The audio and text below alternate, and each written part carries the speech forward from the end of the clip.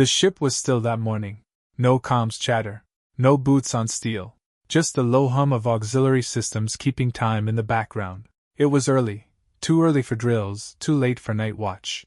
Down in the lower decks, near the heat of the engine bay, a young SEAL named Jensen wiped condensation off the inside of his goggles. The noise down there always made him restless, like the walls were breathing.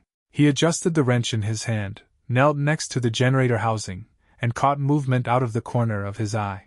There was someone sitting by the breaker cabinet, half in shadow, half in red light. An old man in coveralls, boots untied, sleeves rolled to the elbow. He wasn't moving, just sitting on an overturned crate with a paper cup in one hand and his other hand resting on his knee. Jensen had never seen him before. He wasn't part of engineering, didn't wear a patch, didn't even have a name badge. Just sat there, back against the bulkhead, sipping what looked like black coffee, watching. For a second, Jensen thought he might be asleep, but then he noticed the way the man's eyes tracked movement. Not with curiosity, with intent. Noticing things, cataloging. Like he'd lived in engine rooms longer than most SEALs had lived on land. Jensen stood, rolled his shoulders, and debated saying something. He didn't. The man didn't look over, just took another slow sip.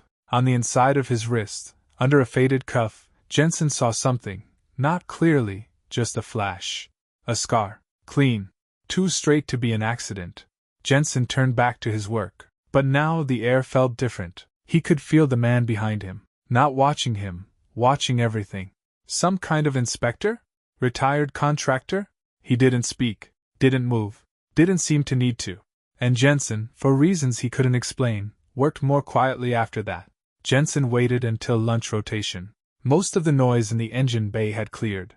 The crew had rotated up for chow, and only the background hum of circulating fans remained.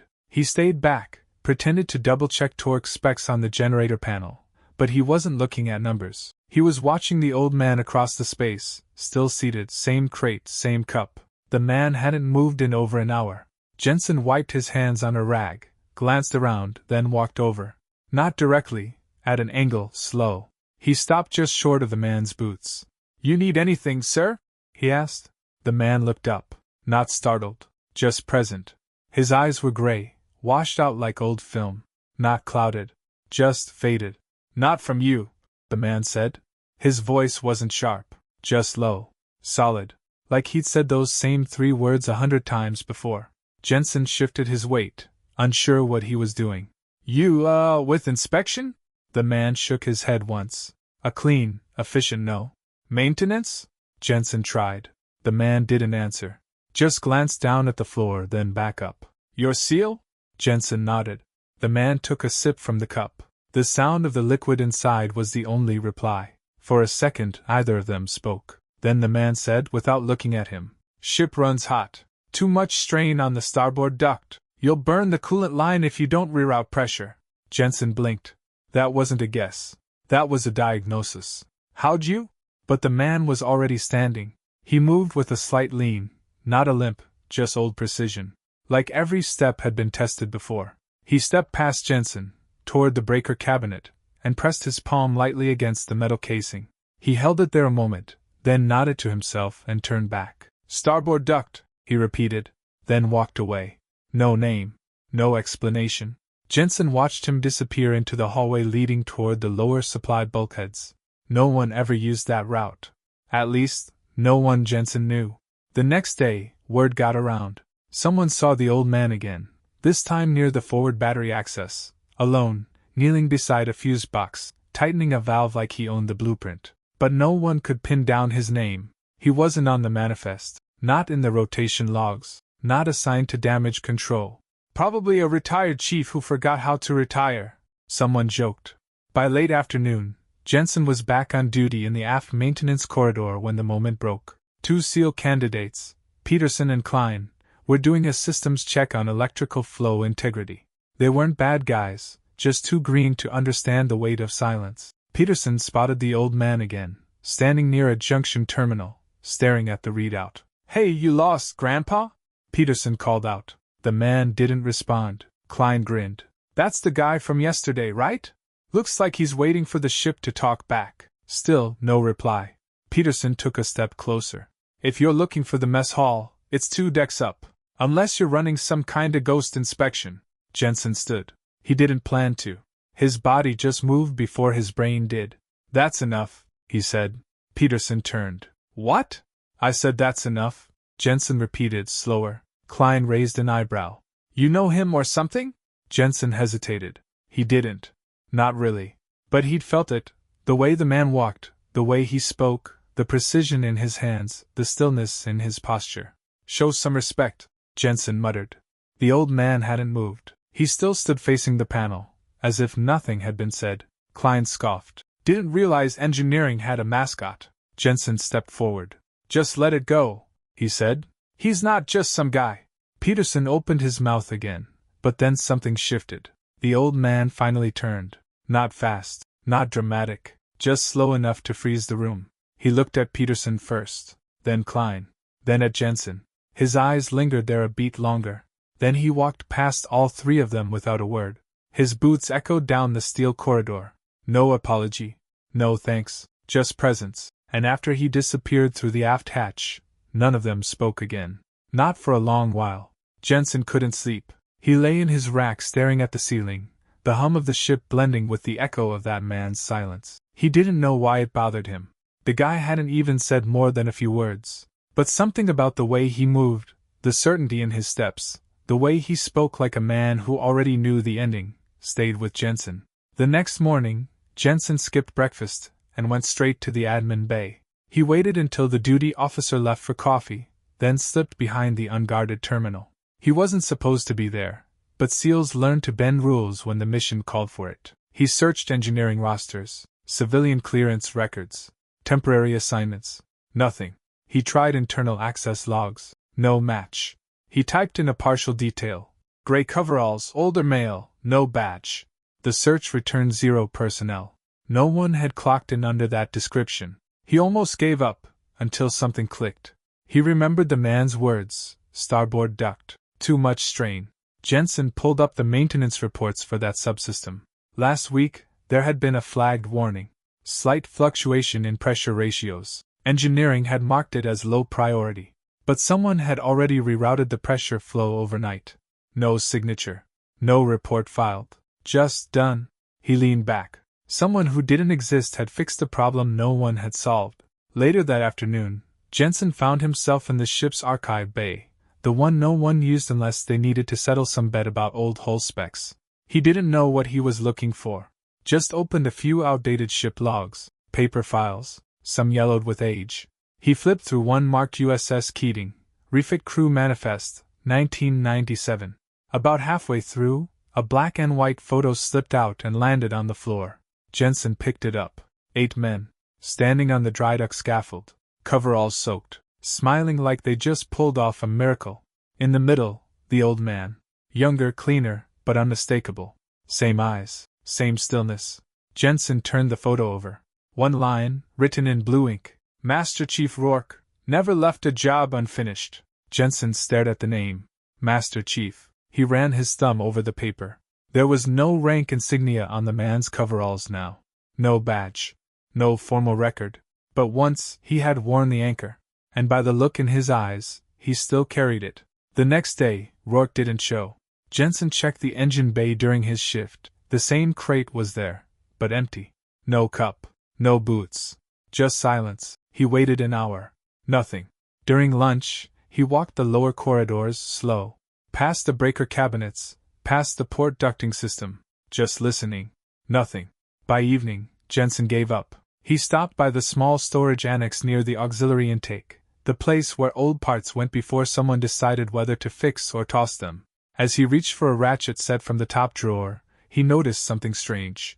A cloth bundle, folded tight, resting on the corner of the workbench.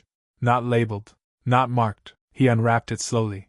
Inside was a pair of olive drab mechanic's gloves, worn but clean, folded with care. Underneath, a single metal tag. Not a dog tag. A maintenance tag. Navy standard. Brass. Stenciled by hand. Rourke. MCPO, hull tech/damage control. No such thing as luck. Jensen turned it over. Scratched into the back, barely visible, was a symbol he hadn't seen before. A faded trident, etched by hand. Below it, just one letter. B. He didn't know what it meant. Not yet, but he understood what it was. A transfer. A decision. A weight passed, not spoken. He stood there, holding the gloves, the tag cool against his skin. He looked around the annex. Empty. No signs, no footprints. But Rourke had been here, and he had left something behind. Not to prove anything. Not to be found. Just to be understood. And somehow, Jensen knew, this wasn't goodbye. Not exactly.